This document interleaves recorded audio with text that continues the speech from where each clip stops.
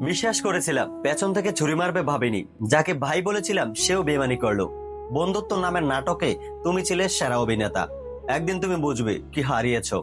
বেঈমান বন্ধুর চেয়ে একলা থাকাই ভালো। জীবনে বিশ্বাস ভেঙেছে, কিন্তু আমি এখনো হাসি। বন্ধু ছিলে, শত্রু কেন হলে? বিশ্বাস করেছিলাম, কিন্তু তুমি প্রতারণা করলে। বন্ধু বলেছিলে, কিন্তু ব্যবহার শত্রুর মতো। পিছন থেকে আঘাত করেছো, সেজন্য তোমাকে ধন্যবাদ। ভালো বন্ধুত্বের মূল্য দিও, না হলে একদিন খুঁজেও পাবে না। বেঈমানের উত্তর আমি সময়ের হাতে ছেড়ে দিলাম। বন্ধু ছিলে, কিন্তু সময় প্রমাণ করলো তুমি শত্রু। বিশ্বাস যখন ভেঙে যায় তখন কষ্টটাই সত্যি। যার জন্য সব করেছিলাম সেও আজ পর হয়ে গেল।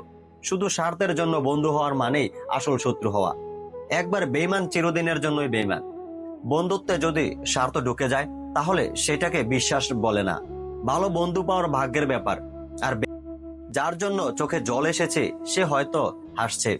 বেমান বন্ধুদের একটাই উপহার, দূরত্ব। ভুল করেছিলাম তোমাকে বন্ধু ভেবে।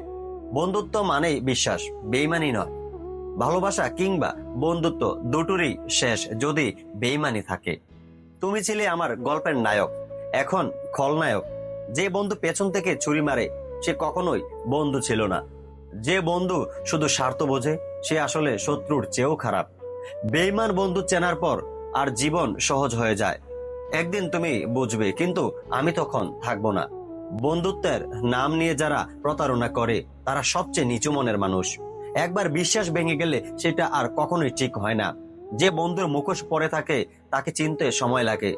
জীবন শিখিয়েছে সবাইকে বন্ধু ভাবা উচিত নয়। বন্ধুর মুখোশের আড়ালে সবচেয়ে বড় শত্রু থাকে। বেঈমান বন্ধুরা সবচেয়ে বড় শিক্ষা দিয়ে যায়। বন্ধুত্বের মানে বোঝাতে গিয়ে অনেক কষ্ট পেয়েছি। একটা সময় ছিল যখন তোমার কথা ভেবে হাসতাম, আর এখন কাঁদি। সবাই বন্ধু হয় না, কিছু মানুষ সুযোগের অপেক্ষা থাকে। যার জন্য একসময় দোয়া করতাম সেও আজ আমার শত্রু।